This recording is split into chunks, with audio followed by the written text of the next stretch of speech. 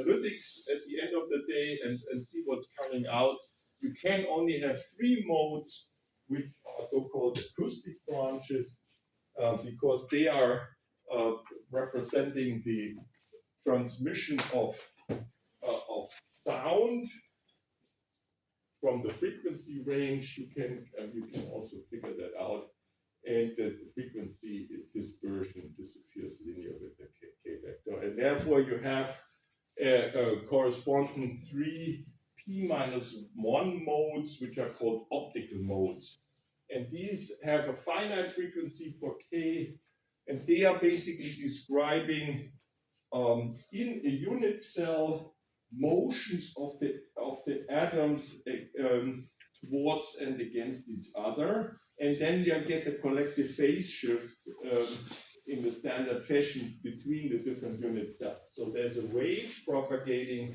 through the unit cell, but there is an oscillation within it. And if you want to have a physical picture, you just take out the unit cell, pretend it's a molecule, and solve the vibration in that. And you always get a finite frequency distribution for molecules, and then you make it itinerant. You make it basically translate, you do a Bloch theorem on top of it. And these are these modes, because there are these 3 p-1 modes, because 3 modes also for a molecule basically describes the center of mass motion, and that cannot vibrate. So that's basically the center of mass motion are becoming these kind of acoustic branches there. And so that's how you can understand it, which you formally is given only by this equation. Everything is buried there, but if you think about it, you can interpret that.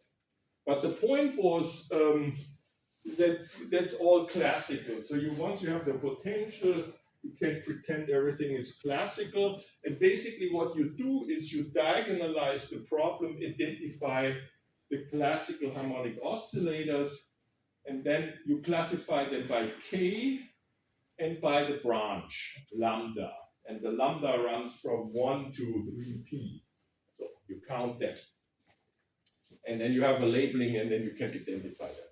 And once you have that, then you basically, what you get out of this analysis, you get the oscillation frequency, and then you know how to handle a simple harmonic oscillator if you have something like that, which represents basically the classical description from the previous slide. After the diagonalization, you have some sort of a kinetic energy and the potential energy, and you can always write it like that somehow, and that's what you get when you do in the quantum mechanics. By introducing these P and P dagger operators, they create and annihilate numbers, and basically you have in harmonic oscillator you have discrete energy spectrum which is equidistant, and so then you basically reinterpret these modes which I talked about before. They define your harmonic oscillator, and then you say, okay, I pretend that these excitations, which are given by the number operator, as you remember in the quantum mechanics, all excitations with the number operator n adds the energy h bar omega into the system. And then you can say, okay, I pretend they are particles. And basically, they because they all have the same energy, and they can treat them as independent particles. They're bosons, because I know that these B dagger fulfill bosonic statistics, that bosonic commutation relation, and then I'm basically done. So that's what I get at the end of the day. In this harmonic approximation, I get the lattice vibration contribution to the system in this Born-Oppenheimer approximation, where I completely separate the electron degrees of freedom and the nuclear degrees of freedom. That's what the effective quantum mechanical description of the nuclear motion is in the lowest order. Of course, there are corrections, there are anharmonic corrections, because the potential is not only, its only leading order is quadratic, but there are higher order terms involved there. These are anharmonic corrections. That's one part, and the second part, of course, the lattice vibrations talk to the electrons. There's a feedback process, which we also switched off. But since we treated the electrons independently, we also treat the lattice dynamics independently and see what's coming out before we go to a more complicated question and ask how they talk to each other. And we do that in a two-step process. Next week, I think I might start with it. There is, we do these X-ray or neutron scattering again, which on a static lattice was rather simple. We saw that one approximation gives us a Fourier transformation of the scattering potential, essentially. And then you use the fact that the scattering potential is periodic in a lattice, and that leads to the Bragg peaks. The question is, what happens if you give up that the nuclei are static, sitting put at this position? They can vibrate.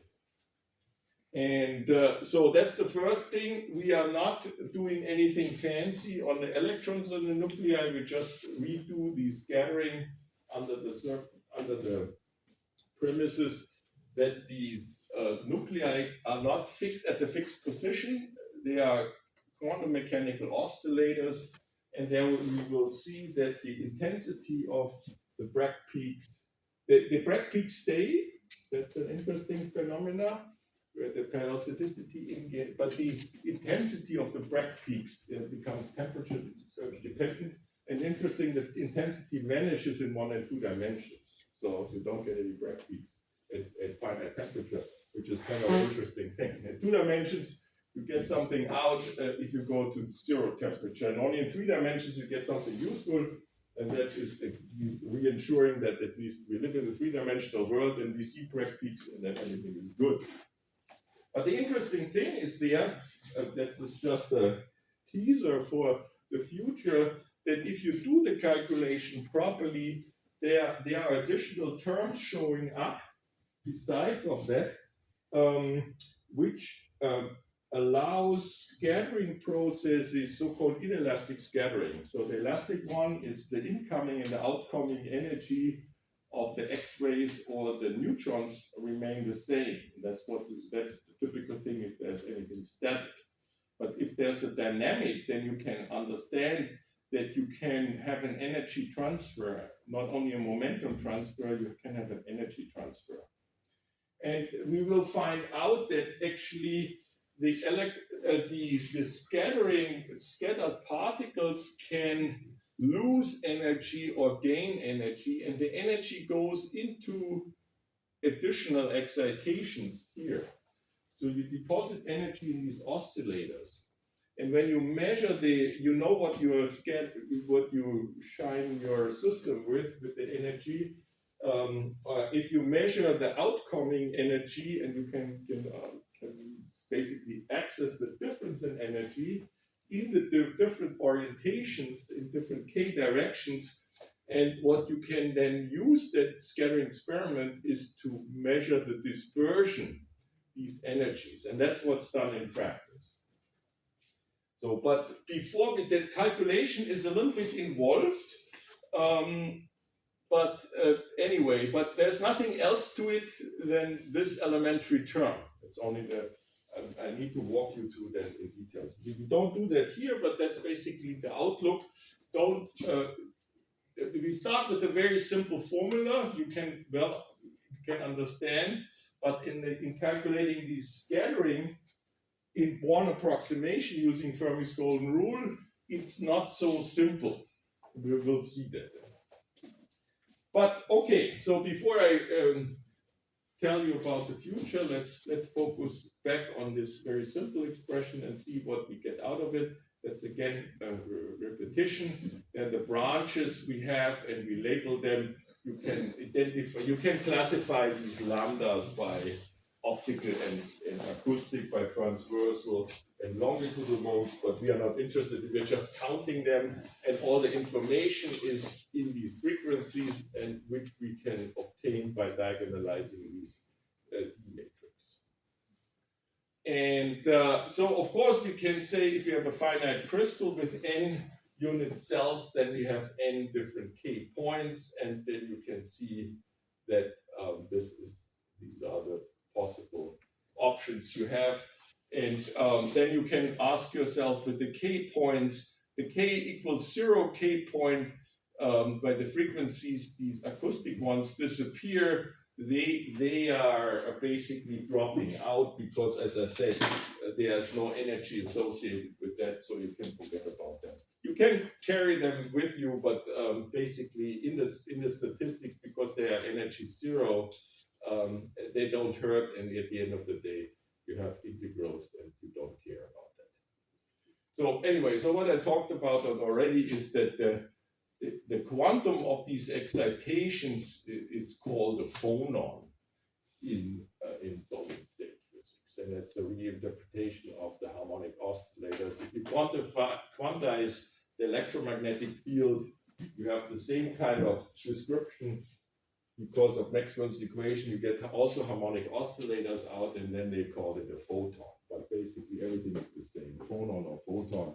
The only the difference is that the photon always has a relativistic dispersion with omega equals c times k modulus, while this here is a little bit more complicated because they only live at the Briançon zone. That's the one thing. The K is restricted to the first Briançon, and the secondly is because of the Bragg condition, the dispersion gets always flat at the Briançon boundary because there you have total reflection there. Okay, so that's the operator algebra, which we know from quantum mechanics, and therefore they are bosons. Okay, so that's I brought them from the literature. That's from Zuchon's book in solid state physics. That's a simple one atom, simple cubic lattice with nearest neighbor and next nearest neighbor's interactions there, and that's the dispersion you get. You get these 3 acoustic branches, one longitudinal, one which is with the L, and then 2 transversal, one T1 and T2. The gamma point is the middle of the Briançon, and that's 0, 0, 0. And then you go to the X point, the M point, and then back to the gamma point. And the R point is basically along the diagonal. Because the single cubic lattice, as you know, the reciprocal lattice, and therefore the unit cell is also a cube. And that's basically the different orientation. What people used to do is, you have seen that already. So you go in some sort of high symmetry directions. You pick up different points in the Briançon and follow along a line between these points, and then you plot this dispersion. And you can see at the gamma point, where the frequency is going to 0, they disappear linearly. So that's a typical result there. And this is a measured and a calculated for one in natrium chloride. That's here. That is salt. Basically, you have 2 atoms in it, and you can see you have 6 branches there. You have the 3 acoustic ones, which resemble this here in depending on which direction you go. But you can see here up, there are 2 or 3. Sometimes they're degenerate. 2 solutions are degenerate. Here they are splitted. It depends on where you are in the Briançon. You get basically 2 or 3 you get 3 branches, which are basically the optical branches, and then look at the finite energy, and these are the acoustic branches. You can follow them. So, and the people measure stuff, and these are probably these crosses there, and then there's a calculation with it goes along, and this is well understood, and one can actually make a prediction. And the prediction works exactly how I said get the potential, you do the classical diagonalization of this classical interaction matrix, and you are done with it. And you can do that, as I said, experimentally. You do it with neutron scattering. You can measure these phonon dispersions, and we talk about it, how to measure. But let's do the basics first. Starting with the thermodynamics, we start with the partition function, which is the trace of the exponentiated Hamiltonian, and the Hamiltonian is weighed by the inverse temperature beta. And so basically what all these harmonic oscillators are all independent, so you can calculate independent traces for all different k points and all the different lambdas. And so basically there you sum from n equals 0 to infinity.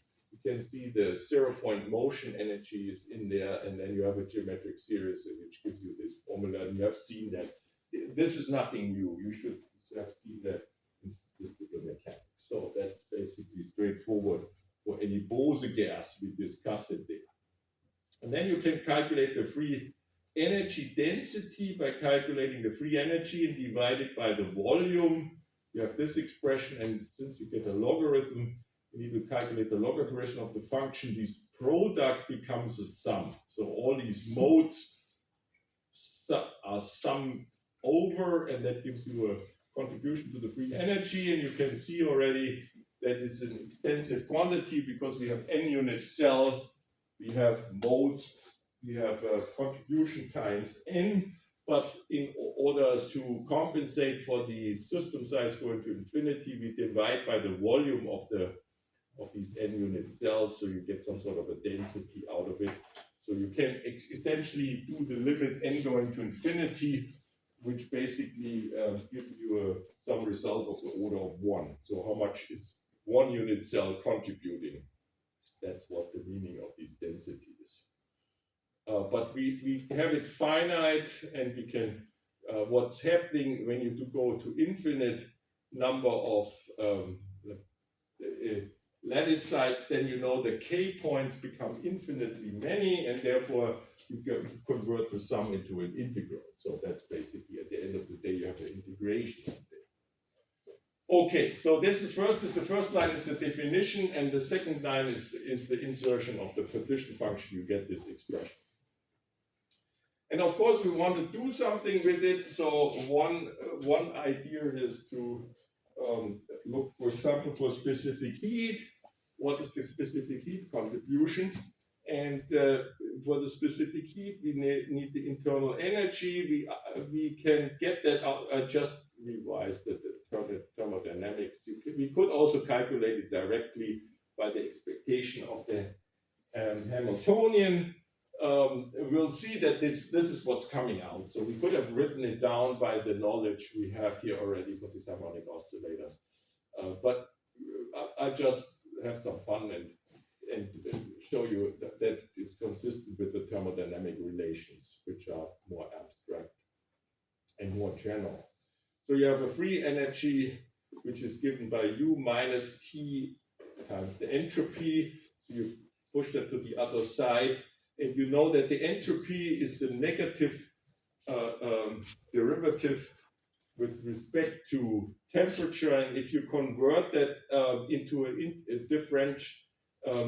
differentiation with respect to beta, you pick up a minus sign because beta is 1 over t, and you differentiate 1 over t, then you get minus 1 over t squared, and then you get a minus sign which cancels the minus sign in the entropy, so that's why there's a plus. And you can see dimension-wise it is also correct. This is an energy. Beta times derivative of beta is dimensionless. There's also an energy, and everything is good. And so if you plug in the definition here, you see that you can that the internal energy is given by the differentiation of the partition function with respect to beta. And you can see that this is, if you prefer, that there's a differentiation of the logarithm of the partition function.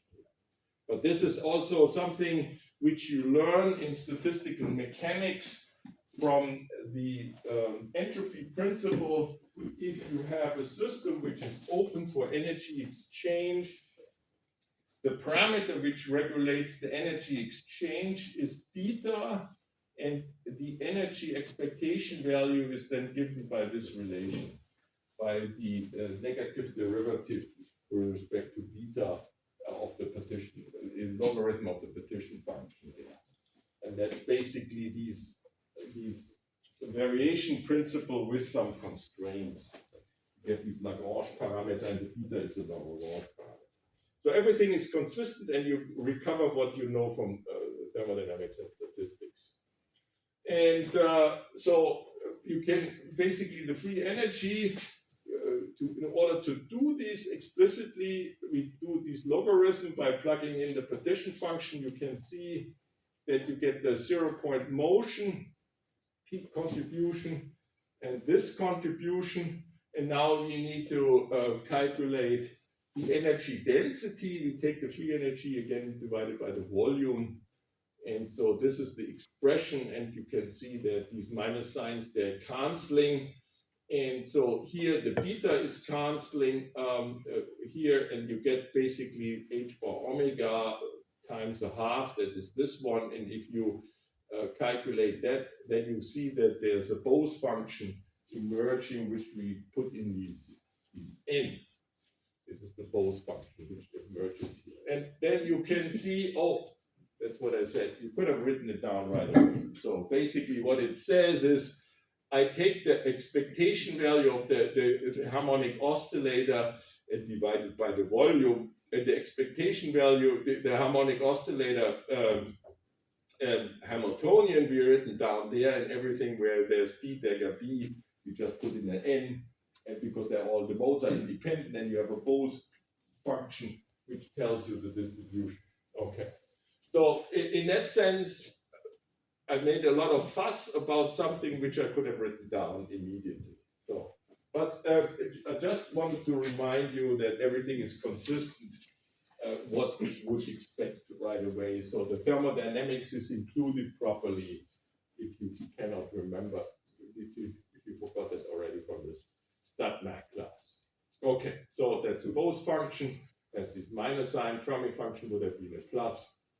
And there's no chemical potential because the number of bosons is not conserved. So this is just excitation quantum of a harmonic oscillator. It's not a real particle, it's an excitation in a sense, and therefore the chemical potential is zero. There's no conserving of particle numbers of these excitations. So that's why there's no chemical potential entering. And so now, of course, you have the energy density, and you want a specific heat, and there you calculate the derivative of the partial derivative of u with respect to t, and since I also have a density here, the volume is used as a normalization. That helps me at the end of the day to convert this sum into an integral. So that's what I need to do. And you can see the energy dependency is only through the temperature dependency is only through the inverse temperature through beta. Yeah. And then this is a general expression. Sorry, go back to the last expression. So basically, there's a specific heat, and we are done. But the question is, what kind of information? Of course, you can calculate the derivative analytically. There you have an expression there. The question is, what do you learn out of it? Do you learn something more out of this expression? So what we want to do now is we look into two limits. The one limit is obvious that we do it high temperature, send T to infinity, and then basically beta to going to zero. And the other limit is just the opposite. We're going to zero temperature. We send T to zero and beta to infinity. So these are the two limits, and we can see what's coming out. So let's start with the simple one. High temperature limit means beta goes to zero, and that means if you, since in this expression beta is entering is in the product with the harmonic oscillator energy, and you know that this product is dimensionless and it's much smaller than 1. So that's what means a high temperature approximation. And so the temperature only enters the Bose function, and this is the x, so this is 1 over e to the power x minus 1, and the x is basically this expression. And now we can expand the exponential function that is 1 plus x plus 1/2 x squared plus 1 over 3 factorial x cubed and so on. And then we subtract the 1, and so you see the 1 is canceling out in this expansion. And so what you can do is you can pull out the 1 over x, and that leaves you with 1 plus 1/2 x plus 6x squared. And so what you can do then is then you can say the x is small and interpret that as a power series. And so this is a geometric series which gives you 1 and then 1 over x half. That's this term here. Where's the half coming from? Oh yeah, one has to be. No, this is the 1. This comes out of this factor. So because I pull out the 1 here, the 1x is gone, so I have x half. So I'm getting this one. And here's the x squared term, and there I have to be careful because if I'm expanding to x to the third, I get a square of that term because that's x half, and then that has to be squared in the expansion, and then I get a linear term in x squared. And if I combine that at the end of the day, I get a factor of x squared 12. So that's why this 1/6 becomes a 1/12, because I combine different orders there. So I have a minus sign here and a plus sign there because I need to go 1 order higher. So you can work that out in detail. But that's basically the formula there. And now you can see if I'm doing now in the highest order, in the lowest order, I set x to 0, and I just take the 1 over x as a leading term because that's diverging. And here, then I get corrections, and the corrections vanishes here. When I plug that in, then I see that I have a 1 over x, and the 1 over x is beta. So this is the denominator, 1 over beta h bar omega, and you can see there was a h bar omega in the nominator that's canceling out. So it becomes completely independent of the oscillator frequency. That's one thing. And the 1 over beta is K-Boltzmann T. And then I differentiate with respect to T, and that's trivial. There's a K-Boltzmann left over. And you can see the frequencies are all gone in this approximation. And that means that you just have to count the number of K and lambdas you have in the system. And we know already how many lambdas. We have 3p lambdas, and we have n K points. So you get 3 NP, and that's basically the classical law of Dulong-Petit. It's the classical free gas law. So basically, the quantum mechanical description goes over in a classical approximation or in the limit of high temperature, which is not surprising. In high temperature physics, the quantum mechanics doesn't play a role, it all drops out. And that's basically the ideal gas law you get here. And the only difference is that now you have more than one atom in the game. And the n over volume is basically the density here. And the specific heat, and that we know already that cannot be correct at low temperature because the specific heat has to vanish for a temperature going to 0. So these independent constant specific heat, which is typical for a classical approximation, that we need some corrections. And so you can work out, you can say, okay, what can we do? We can do the next thing here. But there you can see this order term, there's an x and the x, this is canceling out. And so that has no temperature dependency anymore because the temperature only enters via the x. And so this term is 0. So the next order term is this one. That gives you some corrections. And so you get something, so at the end of the day, you can see x and the x squared is canceling. So there's an x12 left over that produces you the beta 12.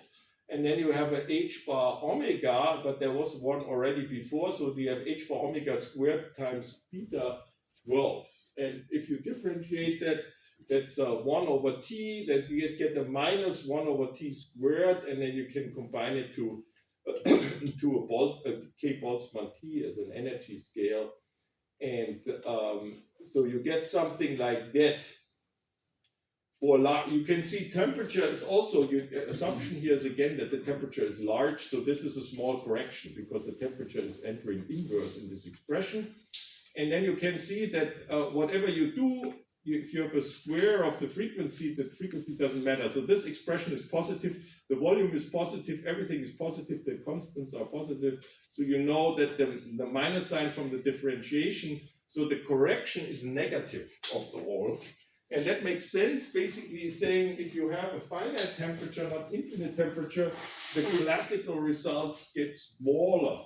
So that's what you want. So the lower the temperature, the smaller it gets because you want to have a finite temperature. You want to get it to 0 at the end of the day. The specific heat is 0 at 0 temperature. And so that the corrections are negative is a good sign. So this is the high temperature result, and this is the leading order correction at high temperatures. And of course, you can work out more contributions. But that's basically it. You can see that's the first quantum corrections here, and there's the material-specific stuff going in there, and then you have material-independent stuff there. But this is completely material-independent. It's just counting degrees of freedom and classical equidistribution theory. Okay, so then that's basically all we need to know about the high temperature. And now we go to the low temperature limit. So what we're going to do here is that the first step is the summation over the K points becomes an integration over the first Brion zone. If we set the volume to infinity and make these K points denser and denser, then we have an integral over this Brion zone, and you can work out the normalization factor of these measure is 2 pi to the power of 3. So that's basically the replacement we have there. And so what we get as a specific heat density is exactly this expression. So we have an integral. What is left over is the summation of the different modes we have. But otherwise, the expression is exactly the same what we started off. So that was the quantum mechanical expression. We know already if we are going to high temperature, we recover what we discussed already. So there's no new information here. The only thing is what we done here, these differentiation, this partial derivative with respect to the temperature, we pulled out again because the idea is here to take care of the integral first and then calculate the derivative. And the point is now the following. If we go to high frequencies here and you have a low temperature, meaning beta is large, that means these exponential dominates, you can forget about the 1. And so you have e to the minus beta h bar omega, and that's basically exponentially suppressed.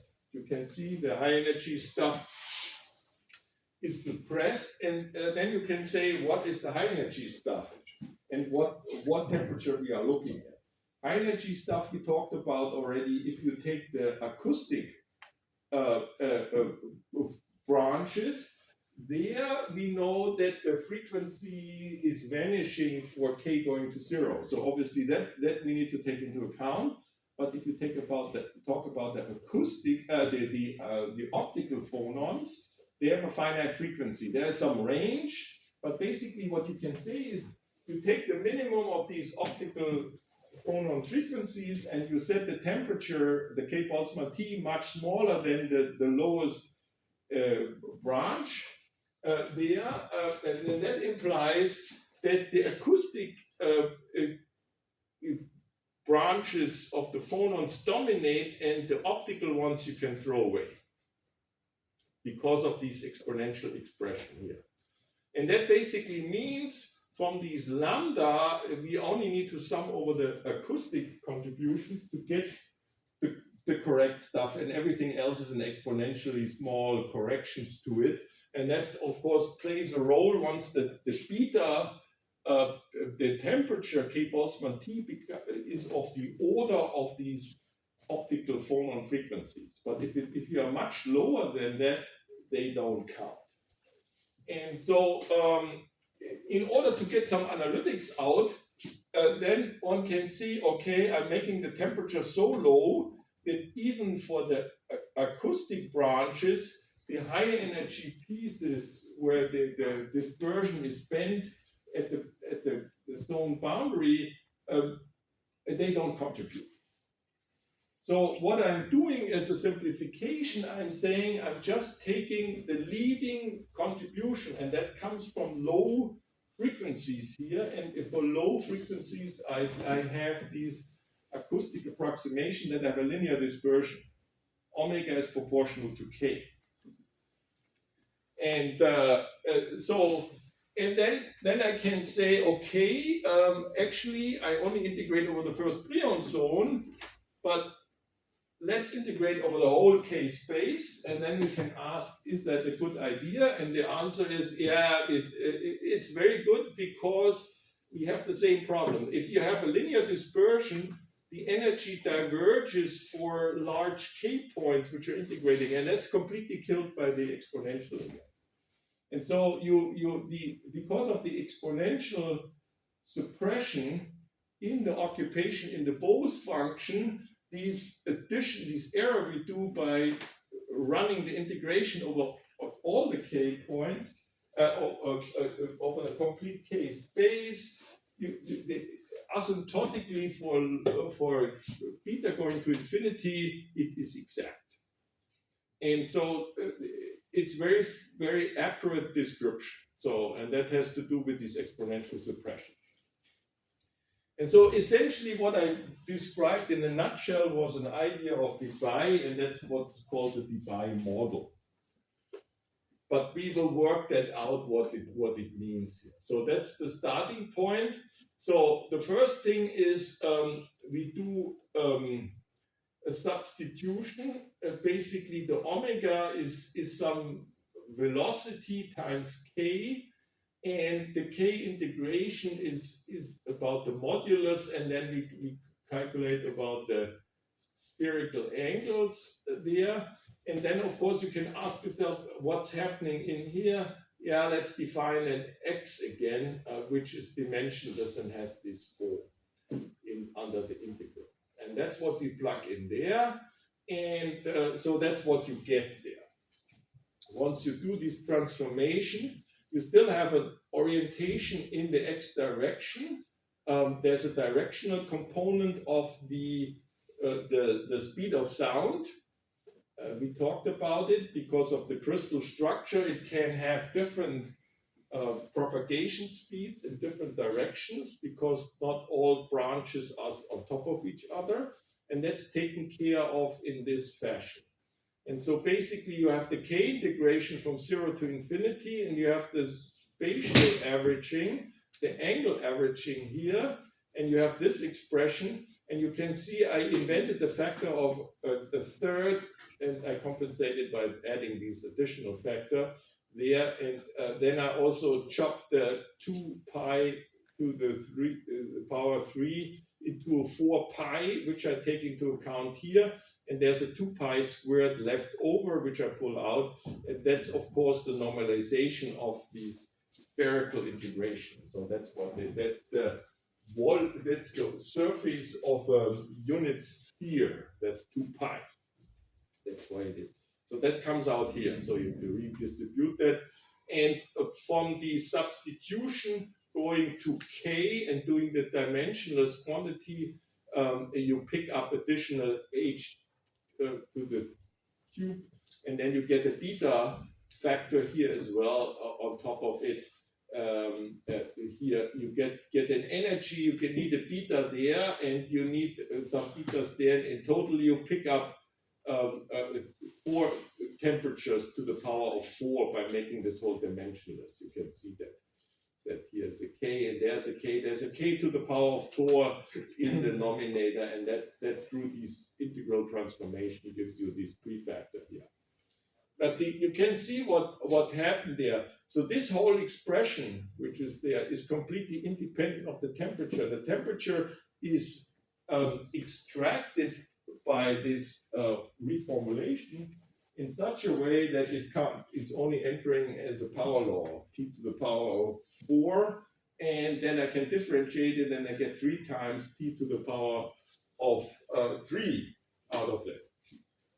And here I can do a physical interpretation. And basically what I can say, I'm summing over all branches and I'm averaging over 3 orientations, and I'm doing an averaging. I pretend that I can average over the sphere and get some sort of an effective sound speed here. So that's the physical interpretation of this expression.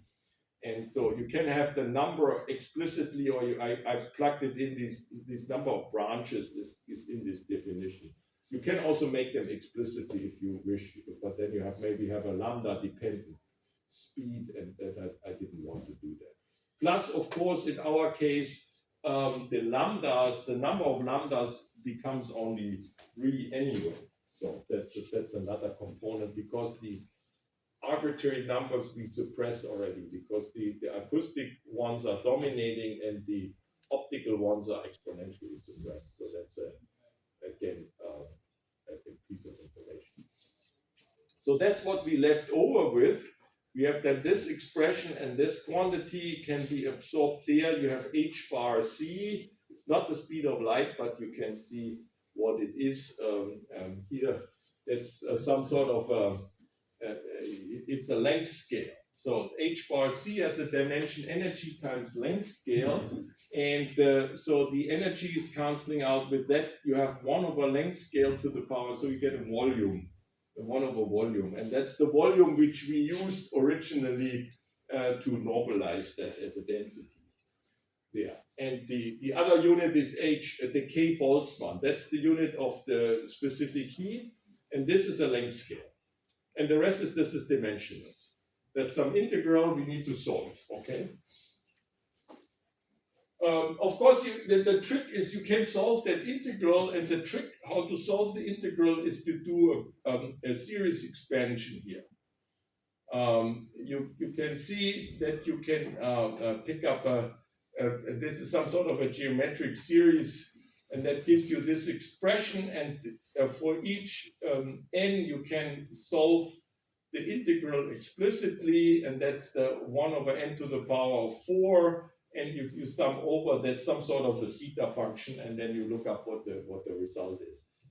That's pi to the power of 4/15 comes out there, but that's basically math. That's just for completeness. The statement is that this integral can be analytically solved, and that's traditionally argued with a series expansion, which we discussed already, or some of you remember in the statistical mechanics. One can look that up again. So, but that's not our interest. So the integral is finite. It has a value which we can obtain, and then we plug that in, and that's the main result at the end of the day. And the main message is that's what you need to know. That's something very important. The specific heat from these acoustic branches is t to the power of 3. So that's a very important thing, and that's what's also used experimentally when you look into experiments which try to extract the electron specific heat and distinguish between electron and phonon specific heat, and so on, then this is the phonon contribution, and that's very important. So the electron specific heat, remember, somebody remembers when for a metal, how that looks coming out of the Sommerfeld expansion. Sommerfeld was the first one who derived it, I think 27 or 28 last century. What's the characteristics there? Is that also T to the power of 3, or is that something else? For metal.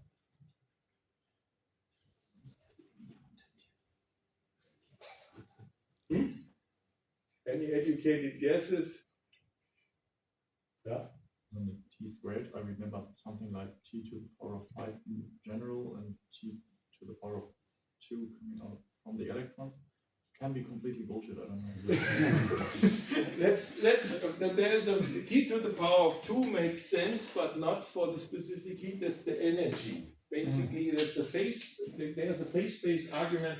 If you have scattering processes of a free electron gas, the phase space of the Fermi function, it comes about from the Fermi function.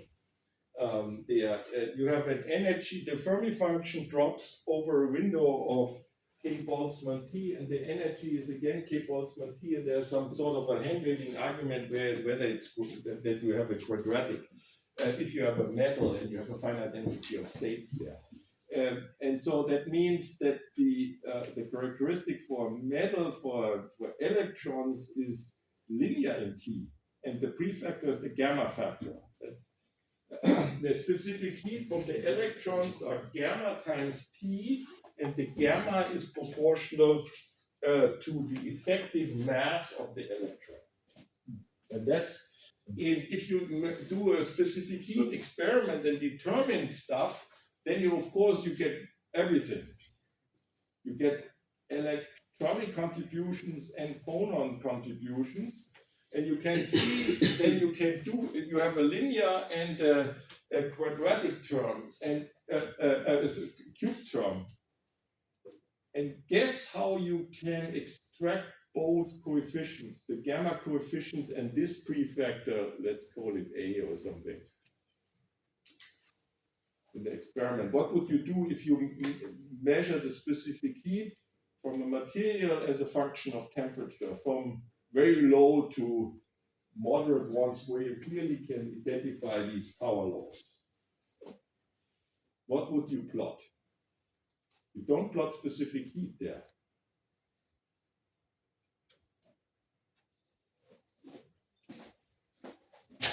And what do the experimentalists tell you actually? What do they teach you?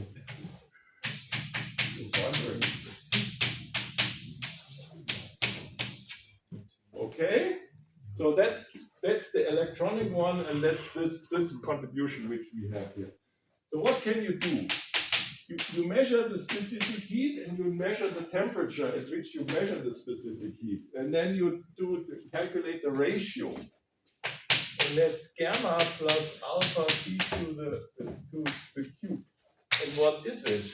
So basically you have something like that. So you have here the gamma, you can read out C over T versus T, and then you have a parabola, but then you say, okay, I plot it as function of T squared, so I have a linear, and I fit to the T squared, I fit a linear slope. And that gives me, here the slope gives me the offset gives me gamma, and the slope is the alpha. Yeah, that's how I read it up. So that's what the people did in the old days. They did their measurements and they plotted this way, and then you can do it in the, you don't need a computer, you can just use a ruler and put a line there and read it off. And then you immediately have the two coefficients. And then you can say, okay, this is the electronic contribution, this is the phonon contribution, and this is true at low temperature. Then the only question is how low has to be the low temperature. That's then the discussion. But basically, this approximation gives you a guideline. So you need to get the feeling what is the reasonable temperature of these optical modes, and you have to be lower than the optical modes. Then you get corrections. Because you see that at high temperature, so now we see it's going up T to the cube, and at infinite temperature is a constant. So it goes up, and then sometimes it bends over, and it then goes to a constant value, and the bend over one is there where these higher energy modes are contributing, and this law is not valid anymore. But that's usually between 0 and 100 Kelvin. That's typically a good approximation. And the gamma coefficient, that's proportional to the effective mass of the electrons. That's what you can use. You can associate the effective mass with the gamma coefficient once you measure that. And there are some funky materials which, when people compare these gamma coefficients in their experiments to gamma coefficients, for example, of a simple metal, you take copper or something, aluminum, so everything is known. There's a little bit of variation, but that's the reference.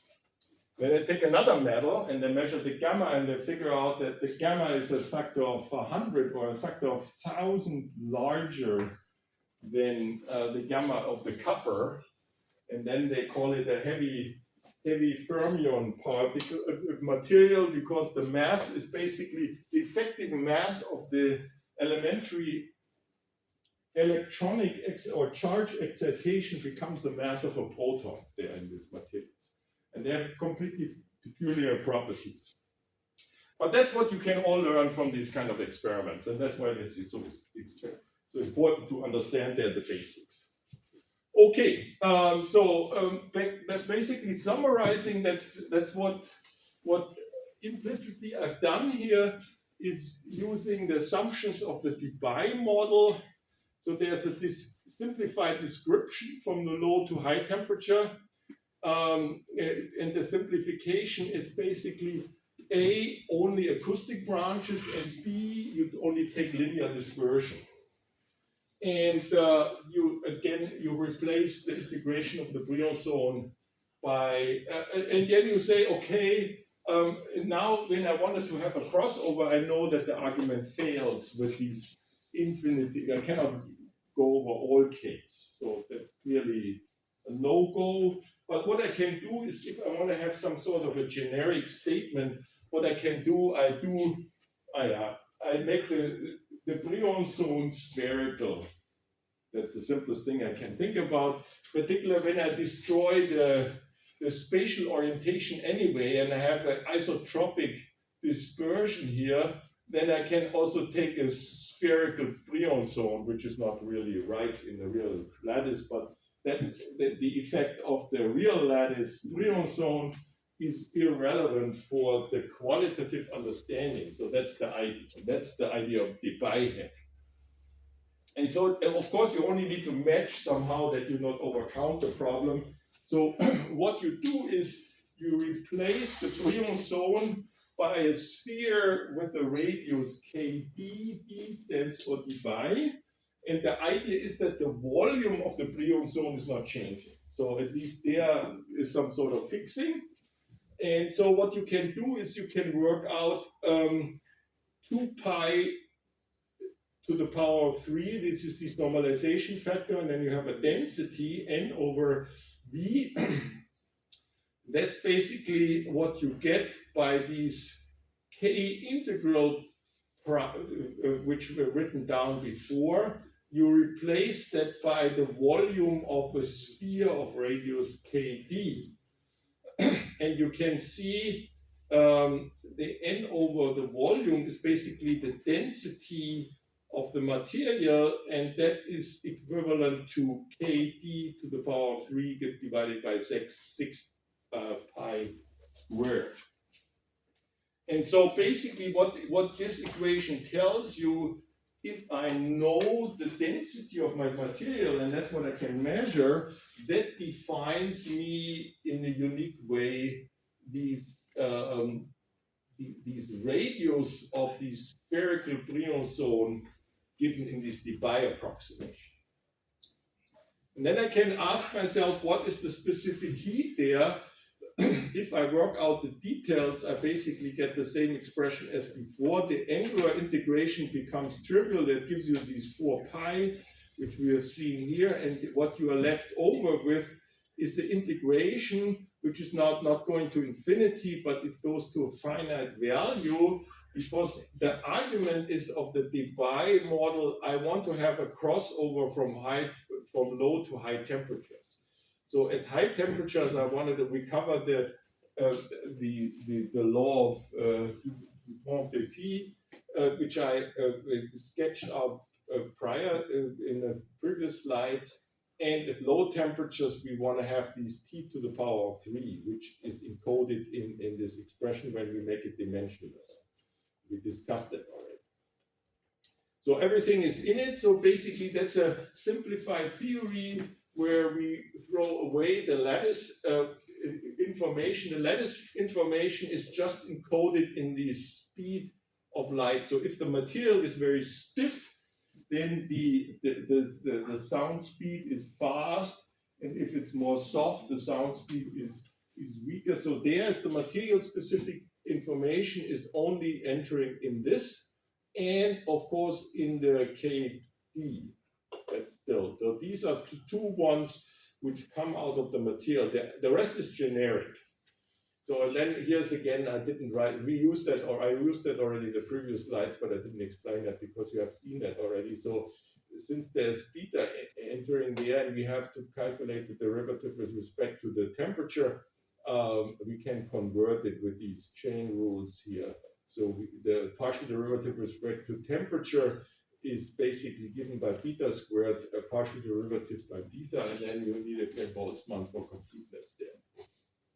Now you can work out, this is basically this, that's what we plugged in there, and this is what we can work out. The next we can calculate the derivative. Basically we get a square of the denominator and then differentiate this expression, and that gives you the exponential is reproducing itself, and you pick up a h bar ck as a factor here from the differentiation. And because of the 1 over x is minus 1 over x squared, you pick up a minus sign which cancels the minus sign in the prefactor. And that's at least good news, because the specific heat should be positive. And this is something positive. Everything here is positive, and that's what's plugged in here in the integral.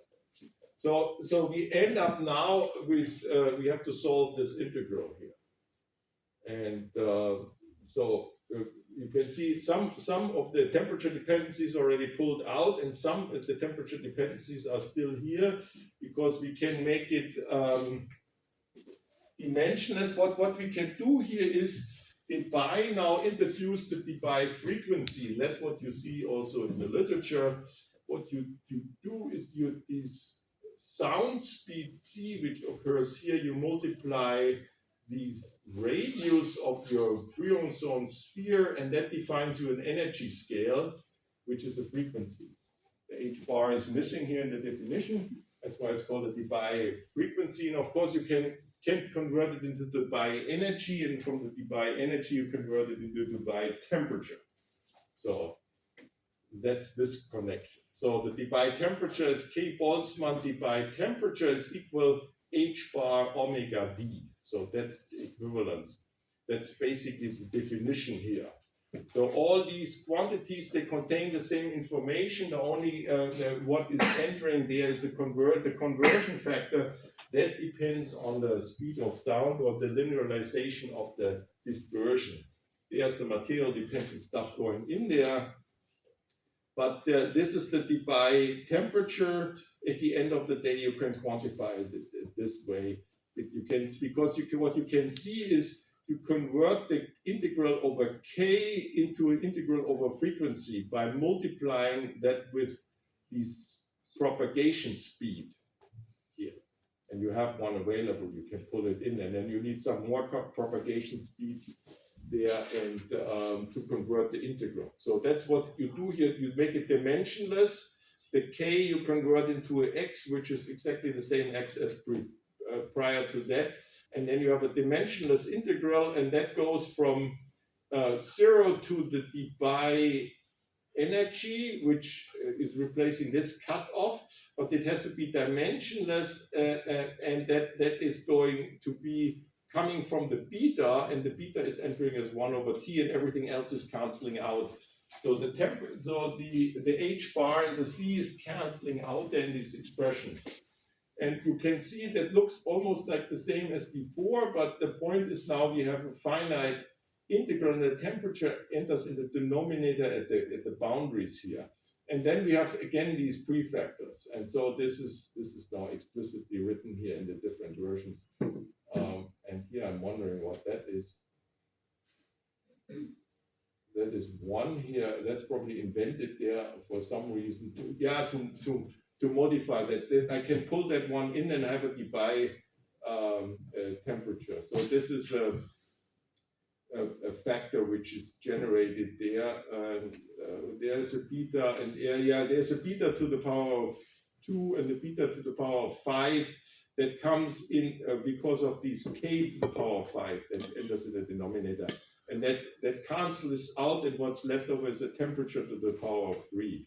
And the temperature is measured in units of the Debye temperature. You can see that's the classification. Is it small or big? Is gone relative to the intrinsic temperature. And that's exactly here. So this ratio, is it small? Then if this is small, low temperature means that this integral boundary goes to infinity or vice versa. And so the low temperature approximation is that T over Debye, the temperature is much smaller than this Debye energy scale. That goes to 0. That means that this goes to infinity, and you're back to the integral. And then you can solve the integral again with the same techniques I described. And then you have the specific heat, looks exactly the same as before, and the temperature enters in cube fashion, and it enters as dimensionless quantity because it's measured relative to the Debye energy here, Debye temperature, sorry. And then you have a density in there, and the unit is then given by K Boltzmann. This is prefactor order 1. This is just decoration, which comes from the integrals there. This is dimensionless, and then we see we have the same dimension. The specific heat units is K Boltzmann. And since we have a specific density, we multiply it with the material density. So the material properties goes in the density, and these are the two quantities which classifies that. And that turns out to be a very good approximation for lots of materials, and that's why it's so successful. So now, what is clear that this approximation, that if we focus on the acoustic branches, the optical phonons don't contribute, and we don't get these asymptotics from this high temperature expansion back, because we could see that there was a proportionality factor P. All the atoms are contributing, not only the 3, we have 3 P modes contributing to the high temperature limits, and not only 3 limits. So we need to introduce back the contribution for the optical phonons, and so Einstein had the suggestions. Okay, let's wash away all the details. Who cares?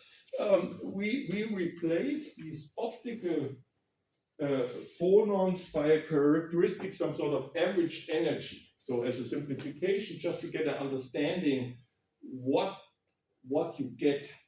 You can always do better because you have the analytic expression. If you want to work harder, put it in and solve the integral. Good luck.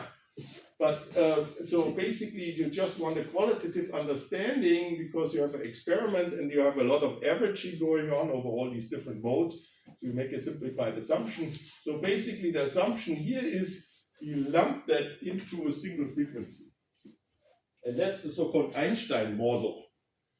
And so basically what you do is you have the same expression. The acoustic ones we take care of already. So we have optical branches here, and we have, this is the contribution, and we sum over all k's and sum over all the optical ones, and you can see the approximation is we remove the number of the K dependency we throw away. So we just have a Einstein phonon frequency entering there, and then you can see that the K summation can be done analytically, because you know that you have n number of K points and the number of branches is 3 times P minus 1. So you have this contribution to the specific heat, which comes from these good approximation from the optical modes. And this you can differentiate, it's straightforward, and then you get an expression, and you can see that there's again a scale popping up. That's the Einstein energy scale, and of course, if you divide that, you can define also an Einstein temperature if you wish. Then this is occurring here. These Boltzmann omega E, the H bar omega E, you can convert into a temperature scale by defining it equal to K Boltzmann times theta E, if you wish. And then you can see that you have also a ratio between theta E and T here in this problem. And that's what's done here in the next step. And you can see again, the units are K Boltzmann, and then you have the density. This is dimensionless, and this is exponential of something that's always dimensionless. Otherwise, you have a big problem. You did something wrong with your math. And so that's the description. And you can see already when the temperature is very low, these exponential diverges. You can forget about the 1 that goes in the denominator, and then you have e to the minus, because you have a square factor of 2, the square that cancels this one, and e to the minus Einstein temperature divided by T is left over. And even though the front one diverges, but it diverges as 1 over x, while the exponential is killing it all. So you can see already with this model, this contribution is actually dying out once you lower the temperature. As expected, that they are not contributing. Basically means you don't have a thermal energy to excite a single phonon in these optical branches there. And so that is not surprising. That is exponentially suppressed, which is typical for some excitation gap. And that's what you have. You have the dispersion. And there you can see, if you don't like doing an average one, you can do an estimate. You have these optical branches. You take the lowest energy, and you know that all the energies have to be larger than that, and then it gives you a cutoff. And then you can see then the prefactor might be modified, but that's the qualitative behavior. And that's what you get there. And that's basically for T going to 0, this is vanishing, and by finite temperature, then you can, for the height, you get reverts, okay. The Dulong-Petit's law again, because what you do here is you send the factor x, that is the temperature measured in units of the Einstein temperature, you send them to infinity. And so if you do the math right, then you find out that the limit is 1 here. So there's a finite limit. Everything is nicely behaved if you send that to infinity.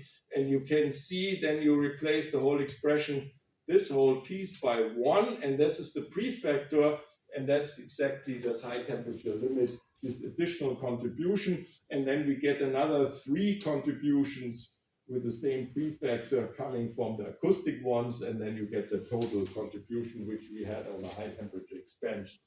So that can basically you can combine these two to have a total theory which roughly interpolates between 0 temperature, where the acoustic phonons contribute and the optical ones die out, to a regime where they start contributing, to a regime where all these quantum mechanical exponentials become irrelevant, and you end up with a constant at the end of the day. And there are basically 2 kinds of of phonon contributions. One is the acoustic ones, and one are the optical ones, and the optical ones have a finite energy all the time for any k. Therefore, there's an excitation gap, so the contribution dies out, and the linear dispersion gives you then the t to the power of 3 log. Okay, so that was it. Then we have another 5 minutes, and that should be hopefully enough for reminding you or reintroducing you the concept of a density of states, and we do that on the example here of the phonon density of states. You could see that there is this k summation, and which you can convert into an integration for the lattice n going to infinity, that the integral kernel is typically only frequency dependent or energy dependent. And the reason was, if you measure energy, we weight the energy with the Bose function, and the Bose function doesn't depend on k, it only depends on the energy h bar omega, and of course of the temperature. You can see that under the k summation, then there's only the energy dependency is left. And so what you can introduce, in a nutshell, you have some summation of that type, a function which I call O, and that O it only depends on the frequency, and the k dependency is implicitly in the dispersion there. And then I have some modes lambda in it. And then I do this conversion into an integral over the first Brion zone, and I have to solve something like that. But you can see the O is still only dependent on the frequency, and the k dependency is implicit. So what I can do is now the following. I can write the integral always in that fashion. So I take the O of omega and multiply it with the density of states and integrate from minus infinity to plus infinity. And then the demand is that these integral I are this is the same. But the O is fixed. So this is a function, and this is basically written down here. And in the function, I provide the frequency there. And we have seen examples of these functions when we calculated the specific heat or the energy and whatever. That they are different reincarnations of these functions occur. And then you can see, okay, if I want to do that for each lambda, I can define something differently. So I can define a density of states per branch. And the density of states is given by this expression. So I have an integral over the Brion zone, and I integrate over the dispersion and only pick up the frequency. So basically what I'm doing is I'm measuring the energy shell, basically the energy surface in k-space here, by this expression. And you can see when I plug this expression back in here, and then this expression here, you can see immediately through the delta function, I can solve that integral trivially, and I arrive at the original expression. So you can see that what is the advantage here? The advantage here is that you have the k dependency, the spatial orientation of the dispersion, you plug into the density of states. And the information which is relevant for the thermodynamics, which we discussed before, that's the energy, that's the temperature dependency. That's included in this function O. The O could be, for example, if you want to have the particle numbers, the phonon distribution, the O would be the Bose function. And you plug in basically just the Bose function, and you supply the argument, the frequency argument. And the dispersion, the material specific stuff is entering here, and the Bose function is completely independent of the material.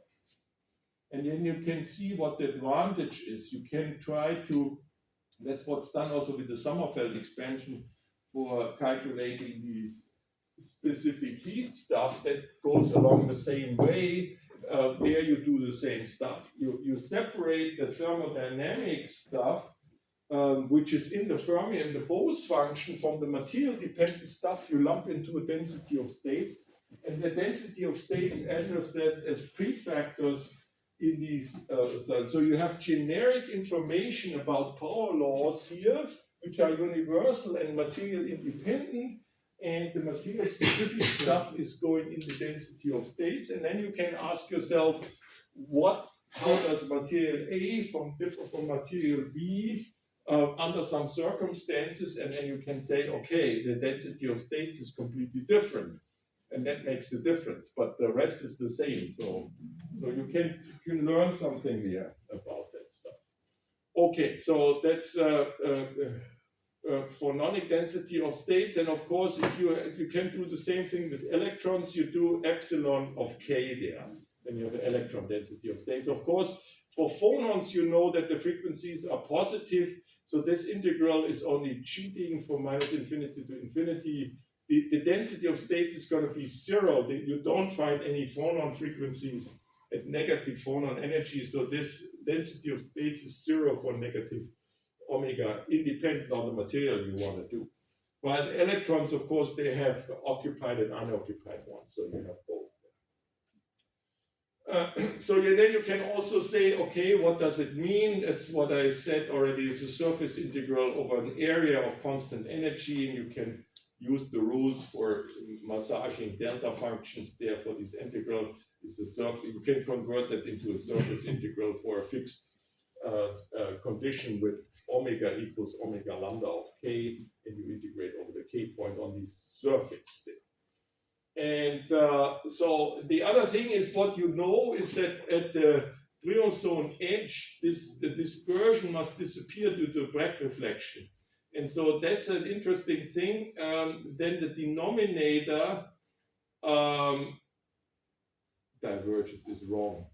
The denominator is not diverging, the denominator is vanishing, and therefore the integral kernel diverges. So you have divergency here, and so the density of states has spikes. So it can either diverge, and it depends on the dimensions. Because there's a measure which is multiplying, so the divergency can be lifted.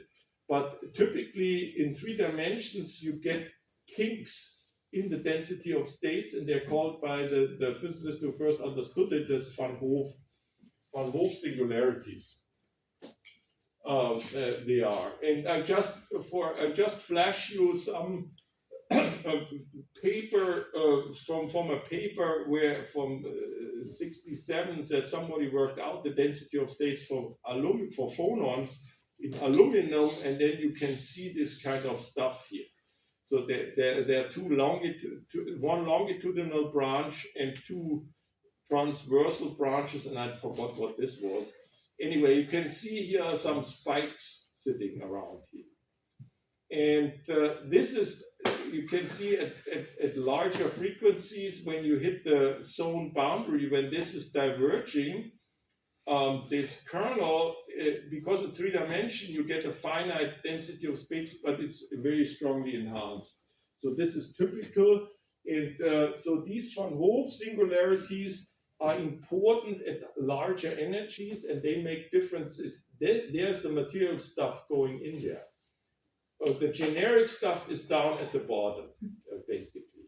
And that's what you can work out. For the Debye model, you can work out the generic density of states. And so that's the Van Hove singularities. And that's, I think, a good stopping point. And that's where we have another transparencies, which I'm going to skip, and I'm going to recall. We start with that next lecture on Thursday. I talk a little bit about that. Okay, so thank you very much, and thanks for the patience.